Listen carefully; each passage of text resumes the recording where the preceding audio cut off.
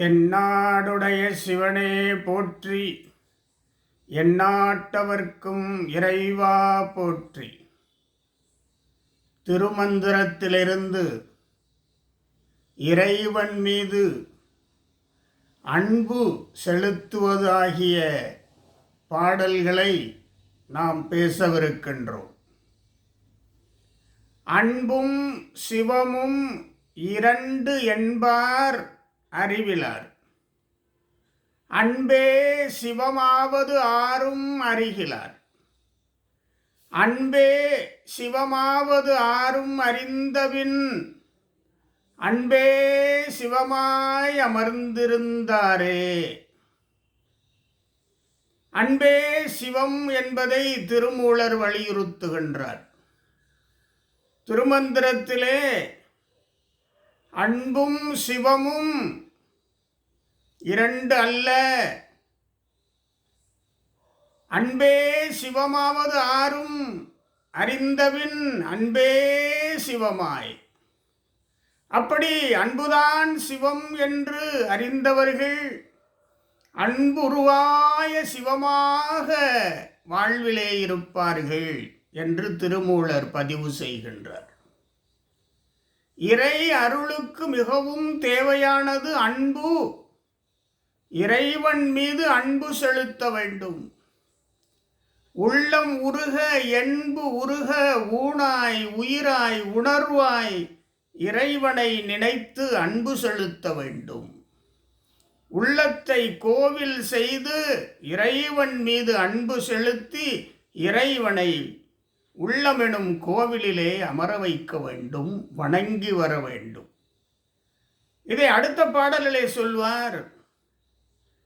என்பே விரகா இறைச்சி அறுத்திட்டு பொன்போல் கனலில் பொரிய வறுப்பினும் பொன்போல் கனலில் பொரிய வறுப்பினும் அன்போடு அகம் குலைவார்க்கு அன்றி என்போல் மணியை எய்த ஒண்ணாதே. அன்போடு அகம் குலைவார்க்கு, இறைவனை வணங்குகின்ற பொழுது, சிவபெருமானை வணங்குகின்ற பொழுது அன்போடு அகம் குலைவார்க்கு அன்றி என்போல் மணியை எய்த ஒண்ணாதே. அன்பினால் இறைவனை அடைய முடியும். அன்பினால் நாம் இறைவனை வணங்கி வருகின்ற பொழுது இறையருளை பெற முடியும். என்பே விரகா இறைச்சி அறுத்திட்டு பொன்போல் கனலில் பொரிய வறுப்பினும் இறையருள் கிட்டுமா என்று கேட்கிறார். என்போல் மணியை எய்த ஒண்ணாதே. என்போல் இறையருள் பெற்றல் அவ்வளவு எளிதன்று. அன்போடு இருக்க வேண்டும் இறைவன் மீது. இறைவன் மீது அன்பு செலுத்தி வருபவர்களுக்கு இறையருள் உண்டு. செலுத்தியவர்கள் என்போல், அதாவது திருமூலர் போல் இறையருள் பெறலாம். இன்னொரு பாடலிலே சொல்வார். இகழ்ந்ததும் பெற்றதும் ஈசன் அறியும். நாம் அன்பு செலுத்தி இறைவனிடமிருந்து என்னென்ன பெற்றிருக்கிறோம் ஈசன் அறிவார். அன்பு செலுத்தாது இருந்து எதையெல்லாம் பெறாதிருக்கிறோம் என்பதையும் ஈசன் அறிவார். உகந்து அருள் செய்திடும் உத்தமநாதன் சிவபெருமான். அந்த உத்தமநாதன் மீது கொழுந்தன்பு செய்து அருள் கூற வல்லார்க்கு மகிழ்ந்தன்பு செய்யும் அருள் அதுவாமே. கொழுந்தன்பு செய்து மிகுந்த அன்பு செலுத்தி அருள் கூற வல்லார்க்கு, வணங்குவார்க்கு, தவம் செய்வார்க்கு மகிழ்ந்தன்பு செய்யும். இறைவனே மகிழ்ந்து, இறைவனே மகிழ்ந்தன்பு செய்து அருள் அதுவாமே. மகிழ்ந்து அன்பு செய்கின்ற அருள் அதுவாமே. இறைவன் அதுவாமே என்றால் மகிழ்ந்து அன்பு செய்பவர் இறைவன். எப்பொழுது?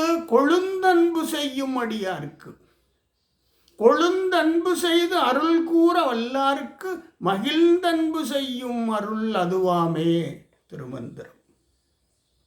அன்பைத்தான் திருமூலர் வலியுறுத்துகின்றார். மனிதர்களை இணைப்பது அன்பு, சமுதாயத்தை இணைப்பது அன்பு, சமூக நல் இணக்கத்தை ஏற்படுத்துவது அன்பு, உலக மக்களையெல்லாம் ஒரு குடையின் கீழ் சேர்ப்பது அன்பு. ராமலிங்க அடிகளார் சொல்வார், நினைந்து நினைந்து உணர்ந்து உணர்ந்து நெகிழ்ந்து நெகிழ்ந்து அன்பே நிறைந்து நிறைந்து. இது முக்கியமான வார்த்தைகள்.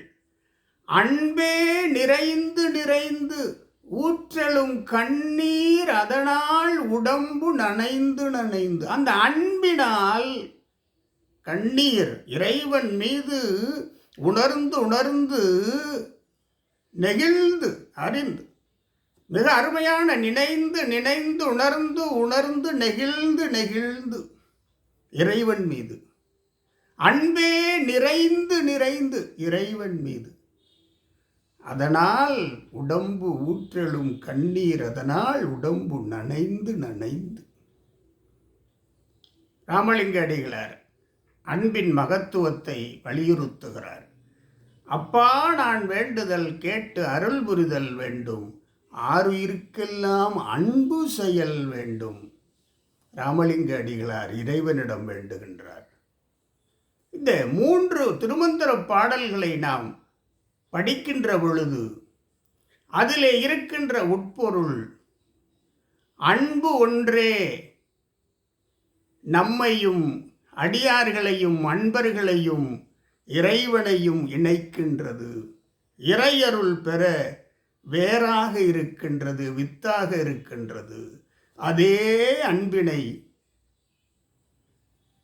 மனிதர்களோடு, சமுதாயத்தோடு, மக்களோடு, இந்த உலகத்தோடு நாம் அந்த அன்பினை செலுத்தி வருகின்ற பொழுது ஒரு மகிழ்ச்சியான சமுதாயம் உருவாகும். எப்படி? மகிழ்ந்தன்பு மகிழ்ந்தன்பு செய்யும் அருள் அதுவாமே என்று திருமூலர் சொல்கிறார் அல்லவா? இறைவன் மகிழ்ந்து அன்பர்க்கு அன்பு செய்கின்றான், அன்பர்கள் மகிழ்ந்திருக்கிறார்கள்.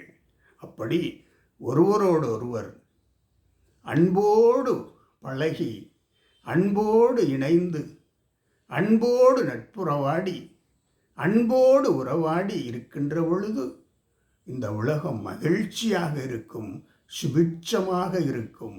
அதைத்தான் திருமூலர் அன்பே சிவமாய் அமர்ந்திருந்தாரே என்று குறிப்பிடுகின்றார். அன்போடு அகம் குலைவார்க்கு அன்றி என்று குறிப்பிடுகின்றார். அதே மற்றொரு பாடலிலே கொழுந்தன்பு செய்து அருள் கூற வல்லார்க்கு மகிழ்ந்து அன்பு செய்யும் அருள் அதுவாமே என்று குறிப்பிடுகின்றார். அன்புதான் உலக வளர்ச்சிக்கு, உலக முன்னேற்றத்திற்கு, மக்களின் மகிழ்ச்சிக்கு, எதிர்கால சந்ததியினரின் மகிழ்ச்சிக்கு மிகுந்த ஆதாரம். அன்பே சிவம். தென்னாடுடைய சிவனே போற்றி, எந்நாட்டவர்க்கும் இறைவா போற்றி.